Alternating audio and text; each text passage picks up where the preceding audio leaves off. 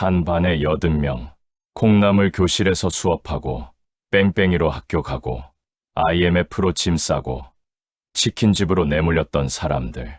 근데요, 이 사람들이 한강의 기적을 만들었고, 민주주의를 외쳤으며, 자녀 학원비를 위해 자기 외식을 포기했습니다. 1958년생, 68살이 된 지금, 이들은 은퇴가 아니라 리셋을 선택했습니다.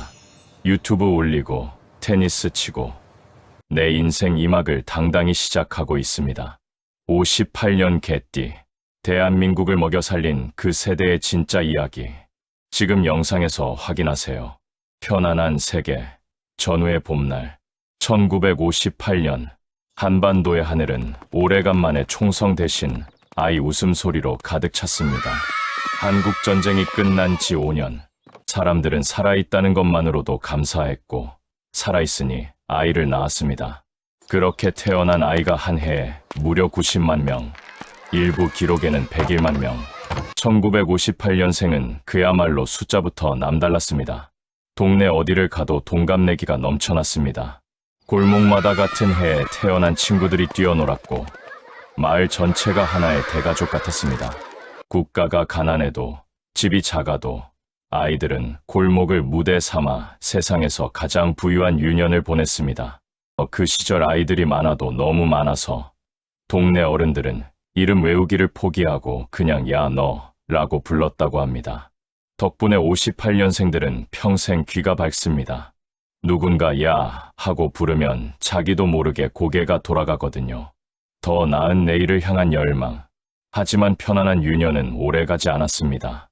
학교에 들어가는 순간 이 아이들은 자신들이 처음부터 경쟁 속에 던져진 존재임을 깨닫습니다.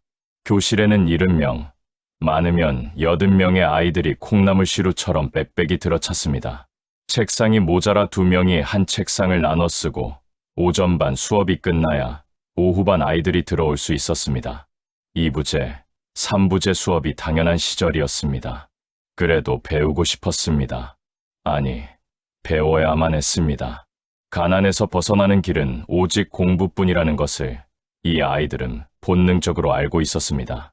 고시 합격, 대학 졸업장, 이 두 단어가 그 시절 청소년들의 꿈이자 가족 전체의 소원이었습니다. 중학교 입시 폐지로 뺑뺑이 추첨제 첫 세대가 된 58년생. 명문 중학교를 꿈꾸던 아이들은 뺑뺑이 한 방에 인생이 바뀌었습니다. 어떤 이는 그때 뺑뺑이만 잘 맞았어도 라고 한탄하지만 사실 뺑뺑이 덕분에 좋은 동네 친구를 만나 인생의 반려자가 됐다는 분도 꽤 됩니다. 인생은 참 어디서 무엇이 행운인지 모릅니다. 낯선 세계로의 진입, 격변의 현대사. 1970년대 후반, 대학 입시 경쟁률은 광복 이후 최고치를 기록했습니다. 1977년 예비고사를 치른 58년생들은 이 살벌한 전쟁터의 주인공이었습니다. 가까스로 대학에 들어간 이들을 맞이한 것은 낭만이 아닌 격동이었습니다. 1979년 박정희 전 대통령이 서거했습니다. 교정은 술렁였고 경찰들이 순찰차를 몰고 캠퍼스 내로 진입했습니다. 1980년 5월 광주에서는 총소리가 들렸습니다. 계엄령이 내려지고 학교 문이 닫혔습니다. 이 젊은이들은 20살, 21살의 역사의 한복판에 서야 했습니다. 교과서에서 배우지 못한 것들을 거리에서 배워야 했습니다. 민주주의란 무엇인지, 국가란 무엇인지, 나는 왜 여기 있는지를. 그 시절 대학생들은 교수님 강의보다 유인물을 더 열심히 읽었다고 합니다. 물론 지금도 그런 학생들이 있지만 그때는 유인물을 읽다가 걸리면 학점이 아니라 경찰서에 가야 했다는 점이 조금 달랐죠. 어떤 의미에서 58년생은 가장 비싼 수업료를 낸 세대입니다. 적응과 분투, 한강의 기적을 쓰다. 1980년대 군복 대신 양복을 입은 58년생들이 사회로 쏟아져 나왔습니다. 이들은 이랬습니다. 정말이지 미친 듯이 일했습니다. 수출 목표를 달성하기 위해 밤을 새웠고 공장 불을 끄지 않았으며 주말이 뭔지도 잊고 살았습니다. 대한민국의 1인당 국민소득이 1,000달러에서 1만 달러로 올라가는 기적 같은 시간 동안 그 기적의 연료는 바로 이들의 땀이었습니다. 그리고 1987년 6월, 넥타이를 맨 채 거리로 뛰쳐나온 직장인들이 있었습니다. 넥타이 부대라 불린 이들이 바로 30을 갓 넘긴 58년생들이었습니다. 낮에는 회사에서 일하고 퇴근 후에는 민주주의를 위해 목청 높여 외쳤습니다. 경제 성장과 민주화, 두 마리 토끼를 동시에 쫓던 세대.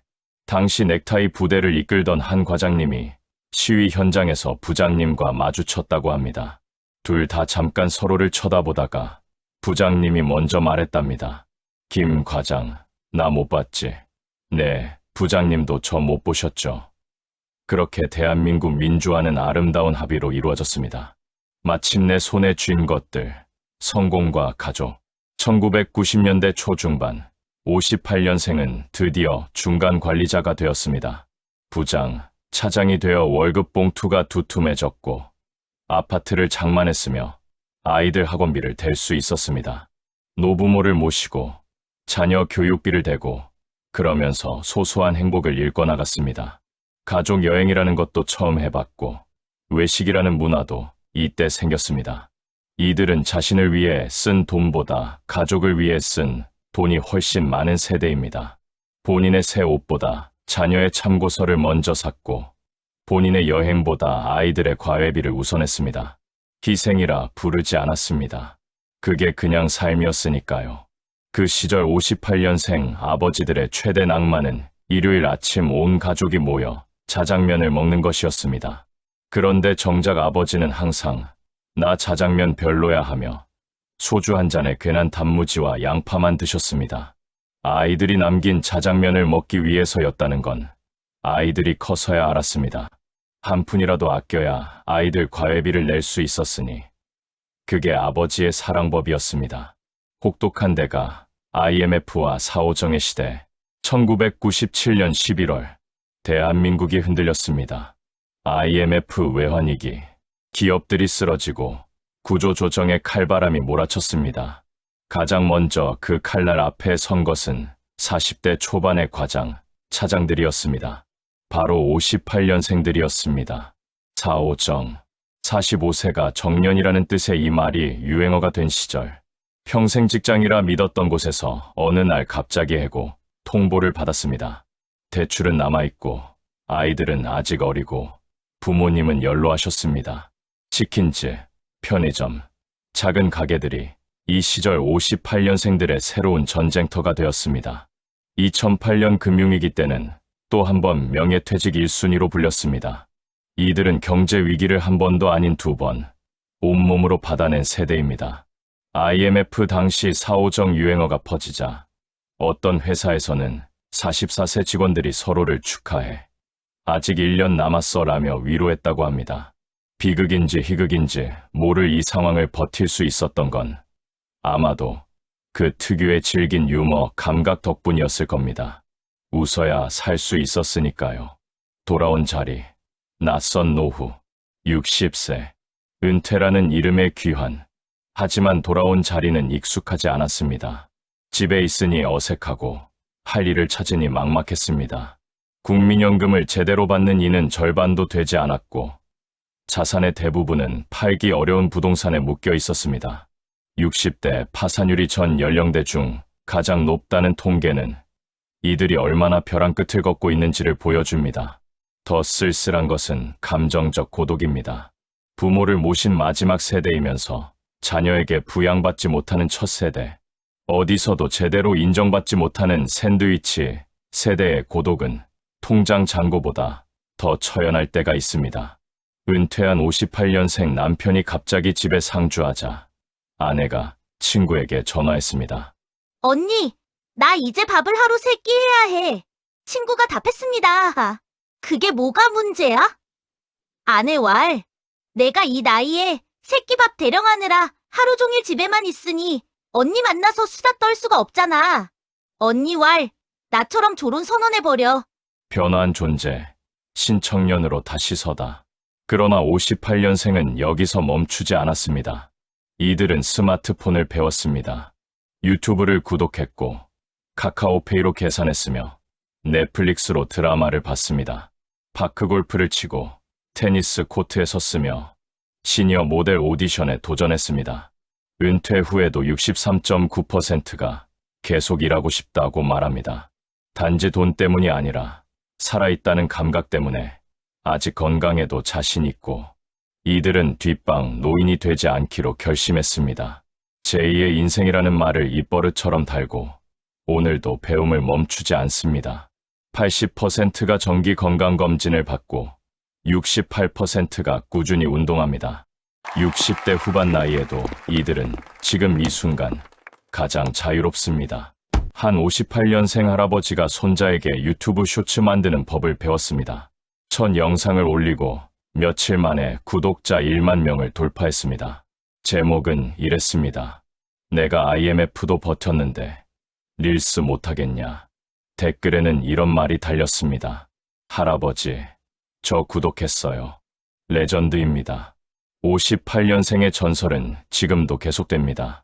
그들이 흘린 땀은 오늘 우리가 살아가는 선진 한국의 기반이 되었고 그들의 눈물은 다음 세대가 피울 꽃의 걸음이 되었습니다. 1958년생은 나라를 사랑했고 가족을 사랑했으나 자신을 사랑하는 법은 이제서야 배우고 있습니다. 그 배움이 늦지 않았기에 오늘의 노후는 끝이 아니라 또 다른 시작입니다. 부디 남은 계절이 따뜻하기를.